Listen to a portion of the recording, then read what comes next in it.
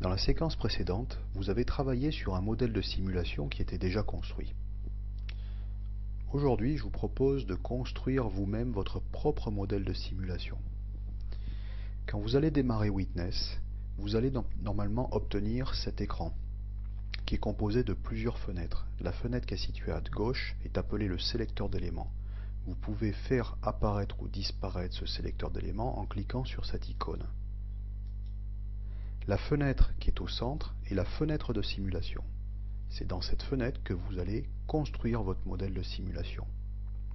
Et enfin, sur la partie basse de l'écran, vous avez la fenêtre d'éléments prédéfinis qui contient une bibliothèque d'éléments prédéfinis.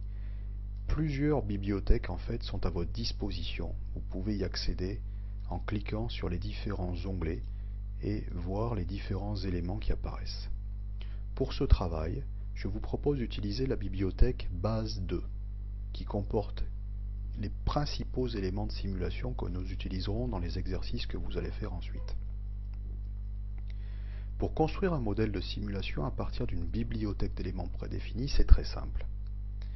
On va par exemple construire un modèle qui comporte un article qui va rentrer dans un stock et cet article sera ensuite traité par une machine avant d'être expédié. Dans la fenêtre d'éléments prédéfinis, vous allez commencer donc par cliquer sur un article. Vous voyez un filet qui apparaît autour de cet élément et votre curseur se transforme en croix. Vous allez déplacer maintenant votre curseur sur votre fenêtre de simulation et cliquer à l'endroit où vous voulez déposer, instancier cet élément que vous avez sélectionné. Vous pouvez cliquer à côté et voir apparaître l'élément que vous venez de choisir, qui s'appelle Art001, qui est donc un article. Il est nommé par défaut Art001, mais vous allez voir que nous allons pouvoir sans difficulté renommer cet article. Sur le sélecteur d'éléments, ce même article apparaît ici. On va maintenant créer un stock. Sur la fenêtre d'éléments prédéfinis, on sélectionne le stock.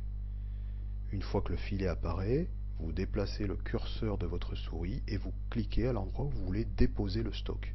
Il est toujours possible de redéplacer l'élément que vous venez de créer et de cliquer à côté pour voir apparaître cet élément avec le nom par défaut. On va maintenant créer une machine. Donc dans la fenêtre d'éléments prédéfinis, je sélectionne une machine simple, MSIM, et de la même façon, je viens déposer cette machine sur ma fenêtre d'éléments prédéfinis. Voilà, à ce stade, nous avons donc instancié les différents éléments de notre modèle de simulation.